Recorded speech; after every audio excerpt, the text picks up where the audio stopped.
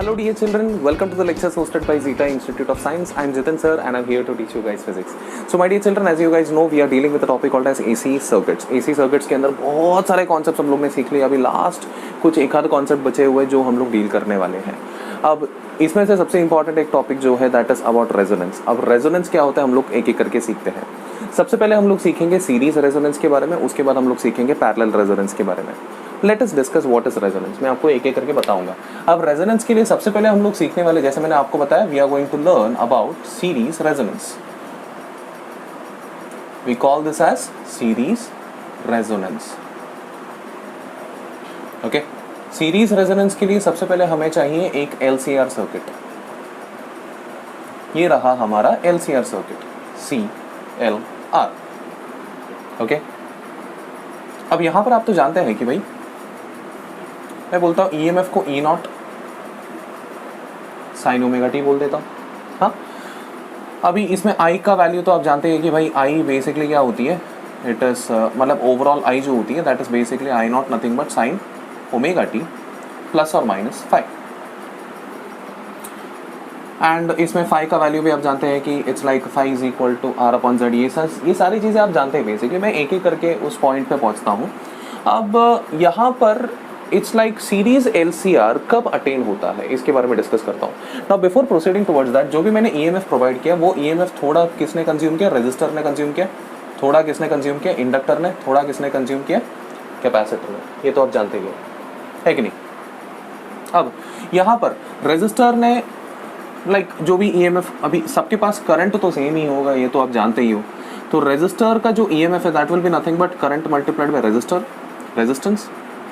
Inductor का जो EMF है that will be nothing but current multiplied by inductive reactance. Similarly capacitor का जो EMF है that will be nothing but current multiplied by capacitive reactance. अब इसी में से हम लोग ने ये भी प्रूव किया है कि ओवरऑल EMF जो होती है that is current multiplied bye overall impedance. ये भी हम लोग ने इसके पहले वाले वीडियोस में प्रूव किया है. सो जस्ट मेक श्योर कि ये वीडियो देखने के पहले इसके पहले वाले वीडियोस देख लीजिए जहां पर behaviour of AC in series LCR circuit करके मैंने आपको बताया है. वो वीडियो देखने के बाद ये वीडियो देख लीजिए so that you will be having a better understanding. Okay, so इसमें इंपेडेंस, ये Z मतलब क्या होता है, इंपेडेंस होता है. अब सीधी सी बात है, यहाँ पर अगर आपको करंट का एक्सप्रेशन निकालना है so it is nothing but E upon Z. E upon Z को मैं एक और तरीके से लिख सकता हूँ. It can be written as E upon square root of R square plus XL minus XC का होल स्क्वायर. ये एक्सप्रेशन आप लोग ने ऑलरेडी प्रूव किया है. मैं जस्ट एक रीकैप दे रहा था आपको. यहां पर रेजोनेंस का बेसिक मतलब क्या होता है. रेजोनेंस का बेसिक मतलब होता है कि ऐसा सिचुएशन जहां पर आपको मैक्सिमम, इनफैक्ट सीरीज रेजोनेंस होगा तो ऐसा एक सिचुएशन जहां पर आपको मैक्सिमम करंट पास कर पाए आप.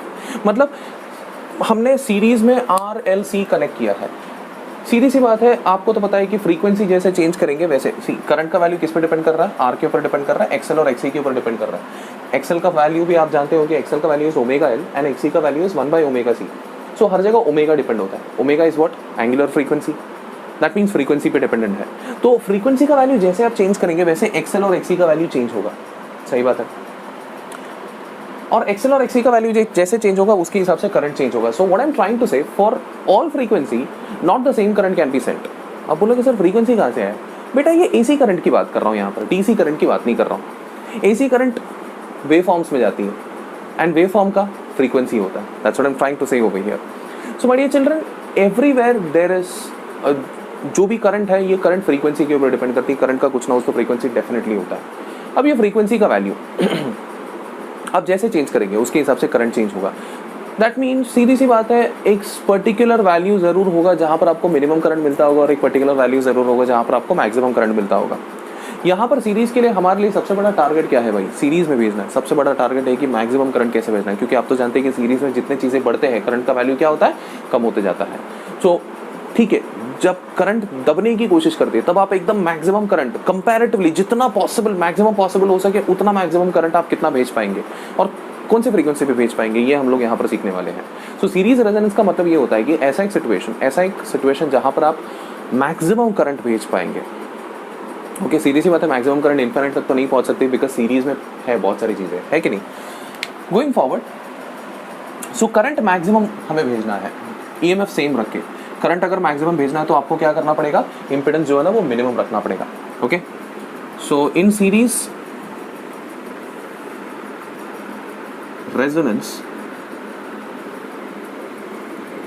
I must be maximum. So series resonance एक ऐसा सिचुएशन होता है जहां पर हम लोग मैक्सिमम करंट भेजने की कोशिश करेंगे. Okay, now for I max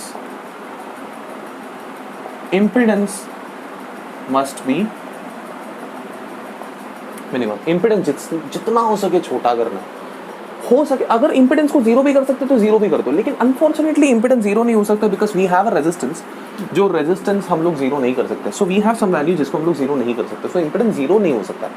हाँ, कम से कम कितना होगा, हम रेजिस्टेंस के वैल्यू से इक्वल कर सकते हैं. अब बाकी चीजों को हम जीरो कर सकते हैं, यू नो भाई, because there is a subtraction between them. अभी आप तो जानते हैं कि भाई हम लोग जितना फ्रीक्वेंसी को बढ़ाएंगे, ओके, नाउ हम तो जानते हैं कि एक्सएल का वैल्यू है ओमेगा एल एंड एक्सी का वैल्यू है 1 बाय ओमेगा सी. इसमें से क्या समझ में आ रहा है, हम जितना ओमेगा को बढ़ाएंगे एक्सएल का वैल्यू बढ़ेगा. सो ओमेगा का वैल्यू अगर बढ़ाएंगे तो एक्सएल का वैल्यू बढ़ेगा, लेकिन एक्सी का वैल्यू कम हो जाएगा. So what is happening initially, just example के तौर पे मान लेते हैं, इनिशियली जब ओमेगा बहुत छोटा रहेगा तो एक्सएल का वैल्यू बहुत ही छोटा रहेगा, लेकिन एक्सी का वैल्यू बहुत बड़ा रहेगा बिकॉज वो डिनोमिनेटर में है ओमेगा. ओके, सो एक्सी का वैल्यू बड़ा है, एक्सएल का वैल्यू छोटा है. मान लीजिए आपने ओमेगा बढ़ा दिया तो क्या होगा, एक्सएल बढ़ेगा और एक्सी छोटा होगा.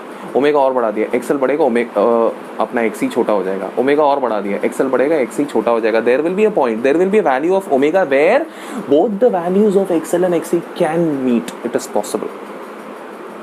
एंड जब ये लोग दोनों मीट होंगे, दैट मीन सेम होंगे तो क्या होगा, इन दोनों का सबट्रैक्शन जीरो हो सकता है. एंड जीरो से छोटा वैल्यू आई डोंट थिंक आप निकाल सकते हैं. अब बोलोगे सर -1 है ना जीरो से छोटा. बेटा -1 यहाँ पर डालो, स्क्वायर करने के बाद वो +1 हो जाता है. सो आप माइनस भी निकालेंगे ना, it is not going to make any difference. Zero is the smallest value in terms of square. Zero is the smallest value which you can deal with. So zero निकालने की कोशिश करेंगे. सो वी आर अवेयर कि omega बढ़ाने से XL बढ़ सकता है और एक्सी कम हो सकता है. दैट मीन्स एक पर्टिकुलर वैल्यू हो सकता है. That means XL equal to XC can be achieved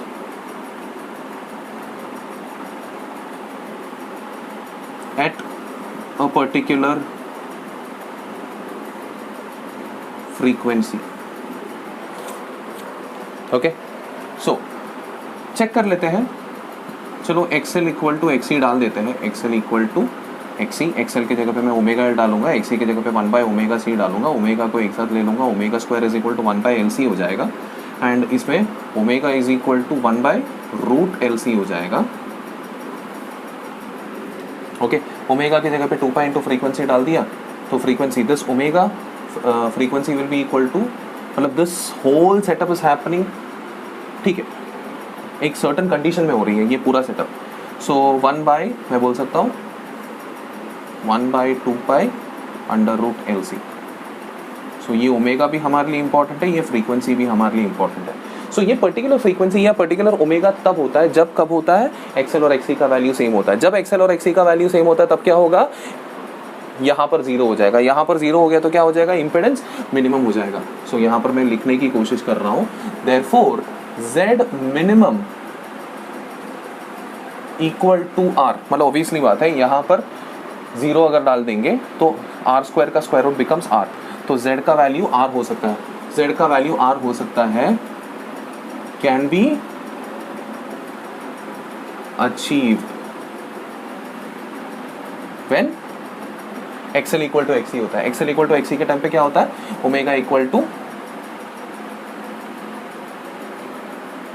omega या फिर फ्रीक्वेंसी का वैल्यू जो है वो under root 1 by 2 pi under root LC होगा, या फिर ओमेगा का value 1 by under root LC हो जाएगा. ओके, एंड Z मिनिमम के टाइम पे क्या होता है, I मैक्सिमम होता है.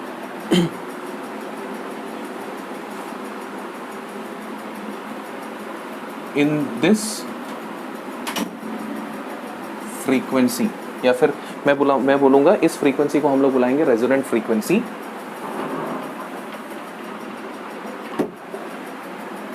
दिस इज कॉल्ड एज, या फिर this is called as resonance, या फिर series resonance. This is called as series resonance.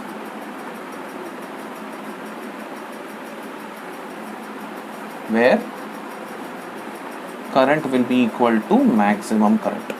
So I max कब अचीव हुआ? जब जेड मिनिमम अचीव हुआ। जेड मिनिमम कब अचीव हुआ? जब ये फ्रीक्वेंसी अचीव हुआ। तो ये पर्टिकुलर फ्रीक्वेंसी को हम लोग बुलाएंगे रेजोनेंट फ्रीक्वेंसी।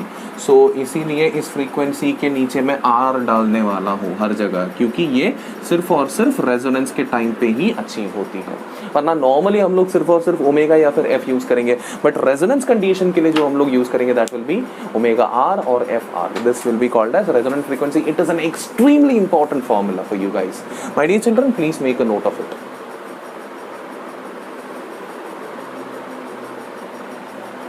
आई बिलीव सभी लोगों ने लिख लिया है। सो यहाँ पर अगर हम ग्राफिकली भी रिप्रेजेंट करेंगे, so it's somewhat like this कि ओमेगा ये आई। सो सीधी सी बात है, ओमेगा का वैल्यू मतलब आई का वैल्यू मैक्सिमम हो सकता है सिर्फ एक ही वैल्यू पे, 1/√LC पे। सो मान लीजिए this value is 1/√LC। This is the only value where you can achieve maximum current. इसका मतलब पता है क्या है? ओमेगा को इसके आगे बढ़ाओ या इसके पीछे लेके आओ, बेसिकली क्या हो जाएगा? करंट का वैल्यू कम हो जाएगा। सो ग्राफिकल रिप्रेजेंटेशन में ये साफ हो जाता है कि करंट का वैल्यू मैक्सिमम सिर्फ एक ही जगह पे होता है, उसके आगे या उसके पीछे करंट का वैल्यू कम हो जाता है। अब यहाँ पर इस सिचुएशन को मैं एक और तरीके से देख सकता हूँ कि भाई ये सर्किट पे ये पर्टिकुलर फ्रीक्वेंसी अगर दिया करंट के लिए, देन उस टाइम पे मैक्सिमम करंट वो भेजता है या मैक्सिमम करंट वो एक्सेप्ट करता है। Since this circuit has a tendency to accept maximum current at a particular frequency, then उस particular frequency में ये circuit will behave as an acceptor circuit. Therefore the circuit is also called as acceptor circuit. So the circuit is called a series resonance circuit. मतलब basically it is series LCR circuit. Series LCR circuit पे अगर मैंने resonant frequency पे current भेजा, then only while it is operating under resonant frequency, at that moment it can be called as acceptor circuit, because only at that particular frequency it accepts maximum value of current. Okay?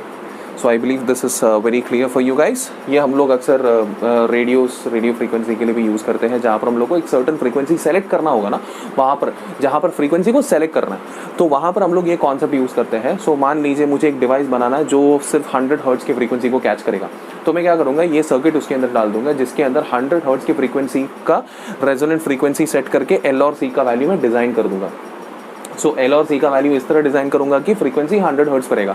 तो क्या होगा पता है, जब भी 100 hertz का frequency उसको मिलेगा तो उस टाइम पर वो मैक्सिमम करंट को भेजेगा, एंड मैक्सिमम करंट भेजेगा तो सामने एक सेंसर भी लगा दूंगा। तो सेंसर को अगर मैक्सिमम करंट मिल गया तो सेंसर समझ जाएगा कि सामने से जो फ्रीक्वेंसी आया है वो 100 हर्ट्ज का फ्रीक्वेंसी आया है। So this is how we can design a circuit. मतलब ये हायर एप्लीकेशंस की बात कर रहा हूँ, ये तो सिर्फ बेसिक है। इसको यूज करके हम एक ऐसा सर्किट डिजाइन कर सकते हैं जो एक स्पेसिफिक फ्रीक्वेंसी को एक्सेप्ट करने के लिए बैठा रहेगा। Am I clear? So इसको यूज भी किया जाता है practically. So this is the practical application. I believe my dear children ये ग्राफ भी आपने बनाया होगा। सो इस वीडियो में इतना ही काफी हो जाएगा। नेक्स्ट वीडियो में मैं आपको पैरेलल रेजोनेंस सर्किट के बारे में सिखाने वाला हूँ। Till then take care, this is Jitin sir teaching for Zeta Institute of Science. Bye bye.